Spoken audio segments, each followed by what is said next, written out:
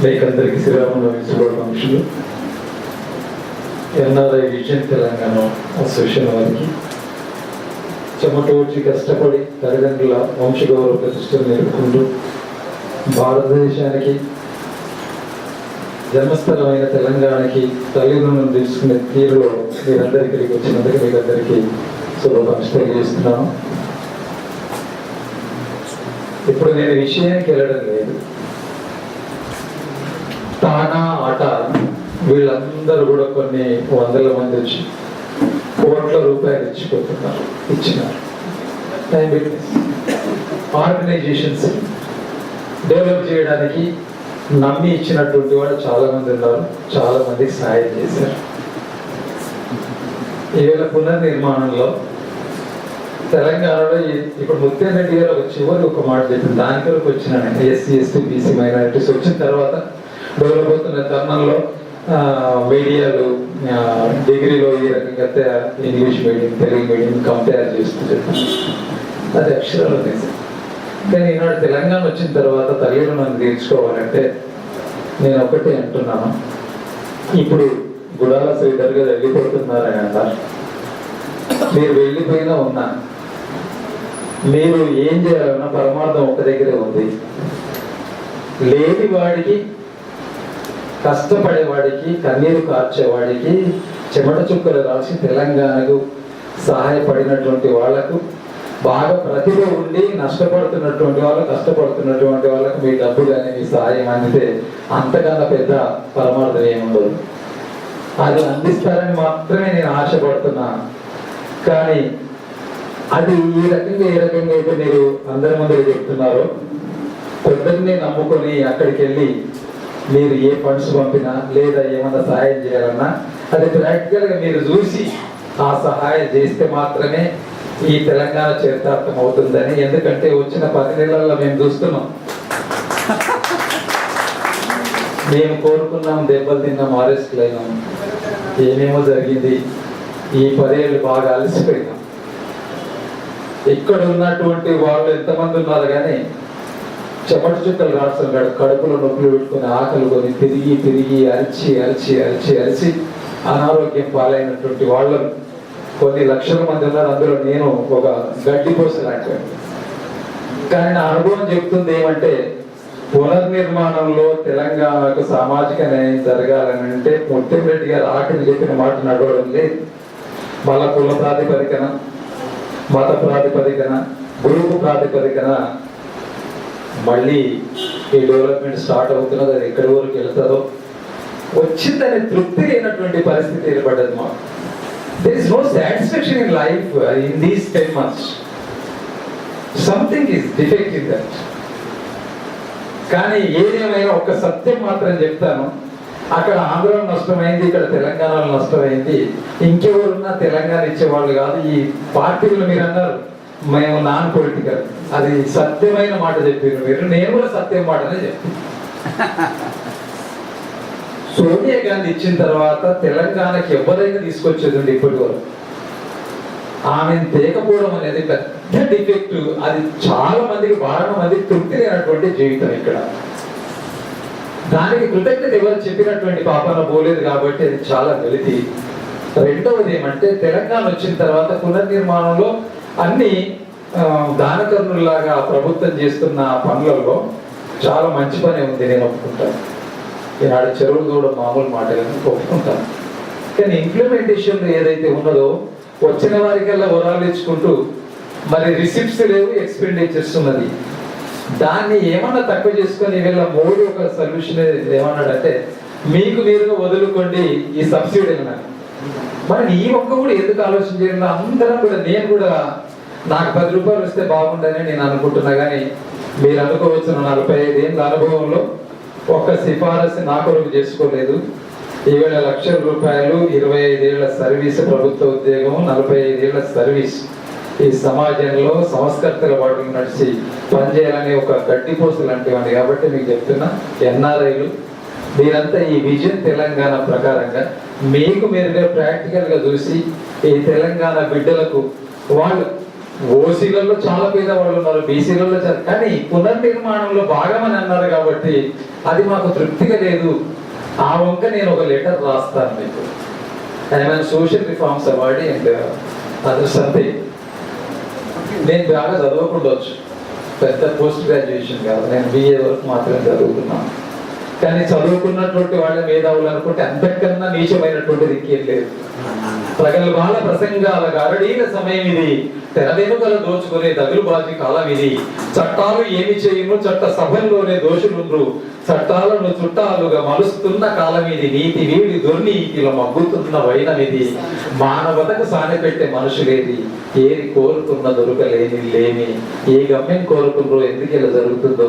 పునర్నిర్మాణంలో ఈ ప్రభుత్వం ఏం చేస్తుందో చూద్దాం. కానీ వేసినటువంటి పథకాలు చాలా మంచివి, వాటిని అమలు చేసే బాధ్యతలో IASలు IPSలు నువ్వు నేను మనందరం మంచి సలహా ఇవ్వండి. మీరు ఇచ్చే సలహా సీఎం తీసుకుంటాడు, నేను ఇచ్చేది ఎక్కడ ఉంటుందో ఏ మూలకు ఉంటుందో, కానీ మీరు ఇచ్చేది చాలా వాల్యుబుల్ సజెషన్స్. కాబట్టి ఆ వంక నేను కూడా నా వంతు పాత్రగా మా ఆర్గనైజేషన్స్, కమ్యూనిటీ ఆర్గనైజేషన్స్ ఉన్నాయి, సోషల్ ఆర్గనైజేషన్స్ ఉన్నాయి, వాటి ద్వారా మీకు మేము అన్ని డీటెయిల్స్ పంపిస్తాం. దాన్ని కూడా పరిగణనలోకి తీసుకొని మీరు చేసే అంకిత భావమైనటువంటి ఆ తృణప్రాయమైనటువంటి కుచేల భక్తిగా మీరు ఈ తెలంగాణకు అందించే సహాయము అది దుర్వినియం కాకుండా చూడాలని మేము కూడా చూస్తామని ఒకవేళ మాకు చెప్తే అది నిజమా కాదని చెప్పేటందుకు కూడా మేము ఏమో భయపడమని ఆ రకంగానే మనసావాచ కర్మణ వచ్చే ఉద్యమాల్లో కూడా వచ్చే తెలంగాణ తల్లి రుణం తీర్చుకోవడంలో మాత్రమే పనిచేస్తానని మనం చేసుకుంటూ మీ అందరి పక్షాన ధన్యవాదాలు. మీరు అన్నట్టు NRIలు చెప్తే ఇంతకుముందు తెలంగాణ మూమెంట్లో కూడా వేల మైళ్ళ దూరంలో ఉండి తెలంగాణ NRIల వల్ల అక్కడ ఫుల్ కంప్లీట్ సెటిల్ అయిపోయి వాళ్ళ లైఫ్ సెటిల్ అయ్యి పిల్ల పాపలతో మంచి ఉద్యోగాలు మంచి బంగ్లాలు ఉండవు. అక్కడి వాళ్ళు తెలంగాణ కొరకు కొట్లాడమని మన విలేజ్లలో వాళ్ళ ఊర్లలో ప్రజలకు చెప్తే అది ఎఫెక్టివ్ చాలా ఉంది ఇక్కడ లోకల్ వాళ్ళకన్నా. అలాగే మీరు చెప్పినట్టు ఇప్పుడు గవర్నమెంట్ కూడా ఇన్పుట్స్ ఇస్తున్నారు. విజయ్ ది ఆన్సర్ కాదు క్వశ్చన్. సార్ మీరు చాలా విషయాలు మాట్లాడారు. అయితే ఒకటేంటంటే మనము బేసిక్గా మీరు అన్నట్టుగా మనం ఈ దుర్వినియోగం కాకుండా ఈ ఫండ్స్ అట్లాంటి దుర్వినియోగం కాకుండా చేయడానికి చాలా ప్రయత్నం చేసినాము. కొన్నిసార్లు మా టీంలో కూడా నేను చాలా మంది ఇక్కడే ఎక్కువని మనకు పంపించే దాంట్లో 50% వేస్ట్ అయిపోయినా 50% యూజర్ ఉద్యమానికి పనికి వస్తాయి. ఆ 50% వేస్ట్ అయిపోయిన అనుకునే క్యాలిక్యులేట్ చేసినాం. కాబట్టి గోయింగ్ ఫార్వర్డ్ అట్లనే అనుకుని చేసినాము. గోయింగ్ ఫార్వర్డ్ మనం మీరు అన్నట్టుగా అసలు వేస్ట్ కాకుండా ఉంటే చాలా బాగుంటుంది కదా, నిజానికి చాలా మందికి తెలుస్తుంది. ఆ ప్రయత్నం అయితే చేయాలి సార్. అంటే మా దగ్గర బుల్లెట్ ప్రూఫ్ సొల్యూషన్ లేదు, మీరే ఇక మా కళ్ళు. సో మీ ఇన్పుట్సే మేము వర్క్ చేస్తాము.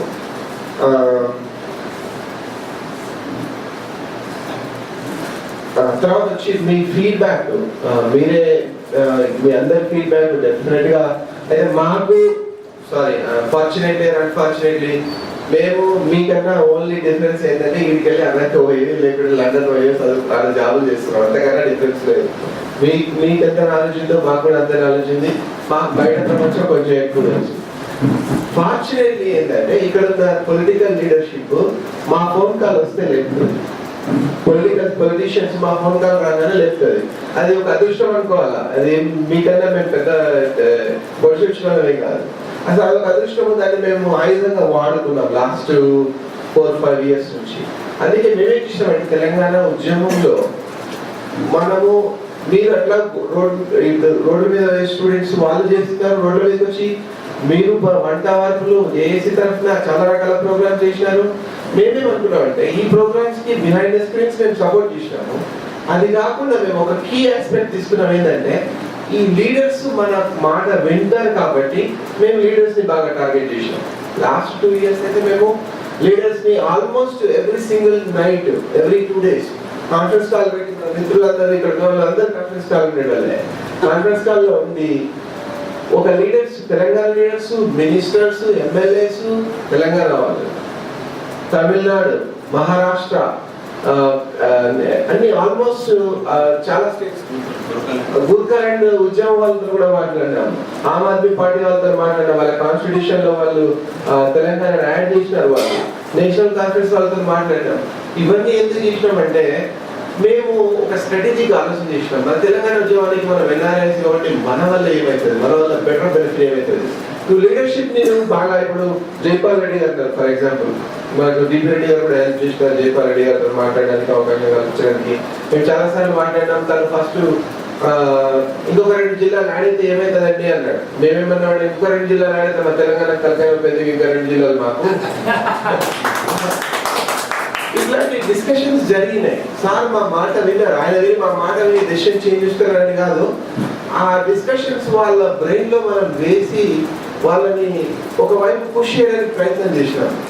ఇక్కడ ఉన్న లోకల్ మినిస్టర్స్ కూడా ఇప్పుడు ఉస్మానియాలో అమ్మాయిలు కొడుతుంటే కూడా సత్యేంద్ర రెడ్డికి ఫోన్ చేసి ఏం మేడం వాళ్ళు కొడుతున్నారు ఏం చేస్తారంటే చూస్తారండి నేను పోతారండి అని ఆమె కొంచెం ప్రెషర్ చేయగలిగినాం.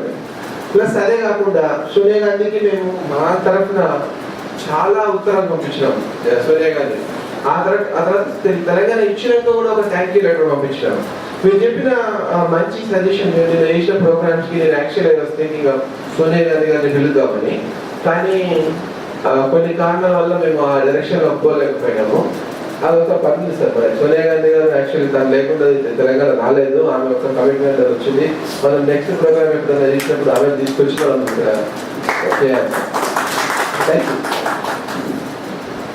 సోనియా గాంధీ గారు తెలంగాణ రావడానికి ముఖ్య కారకురాలు. అది విజయ్ చెప్పినట్టు జైపాల్ రెడ్డి గారు నాకు జూన్ 24 నాడు మేము ఒక బుక్ రిలీజ్ చేసాం ఢిల్లీలో, ఢిల్లీ సూసైడ్ మీద. దాని తర్వాత ఆయన ఇంటికి వెళ్ళి అప్పుడప్పుడు వెళ్తుంటాము ఈ కాన్ఫరెన్స్ అప్పుడు చెప్పాడు సోనియా గాంధీ పంపుంది. అంటే మేము చెప్పాను కదా నేను సూసైడ్ బుక్స్ జైలు చింతలు బయటకు తీసుకెళ్ళాలి. మన ఎంపీలు వివేక్ తరుణం పాల్వాయి గోవర్ధన్ రెడ్డి వాళ్ళు పర్సనల్ కూడా ఇచ్చారు, మమ్మల్ని ఇచ్చారు సోనియా గాంధీకి. అవి చూసిన తర్వాత గిల్టీ ఫీల్ అయిందని నేను జైపాల్ రెడ్డి గారిని అడిగాను. జైపాల్ రెడ్డి ఇంటికి పోయి ఢిల్లీలో మరి ఇప్పుడు ఇంతమంది 1000 మంది చనిపోయిన తర్వాత గిల్టీ అంటే ఇప్పటికైనా గిల్టీ ఫీల్ అవుతుంది, కానీ ఇప్పుడు ఫామ్ ఉంది తప్పక. నేను అడిగాను జైపాల్ రెడ్డి గారిని, మరి రాహుల్ గాంధీ, దిగ్విజయ్ సింగ్, వీళ్ళు జయరామ్ రమేష్ వీళ్ళందరూ అగేన్స్ట్ ఉంది కదా, బికాస్ ఆంధ్ర లాబీ అని లేదు అన్నింటి తట్టుకుంటుంది, అందరినీ ఒప్పిస్తుంది. అట్లే ఒప్పించింది. సోనియా గాంధీ. సుష్మా స్వరాజ్ గారు కూడా మా సొసైటీ బుక్స్ ఢిల్లీలో రిలీజ్ చేసింది. ఇక్కడ నల్గొండ బీజేపీ మీటింగ్లో వాళ్ళిద్దరి సపోర్ట్ మనకు ఉంది. దాంతోనే తెలంగాణ వచ్చింది. లేకపోతే మన స్ట్రగుల్ 6 టికెట్ స్ట్రగుల్ ఈ సాక్రిఫైసెస్తో వచ్చింది. అది దానికి మనం ధన్యవాదాలు తెలపాలి. అన్వర్ పటేల్ గారు, ప్రైమ్ మినిస్టర్ బ్రీఫ్గా అన్వర్ పటేల్ గారు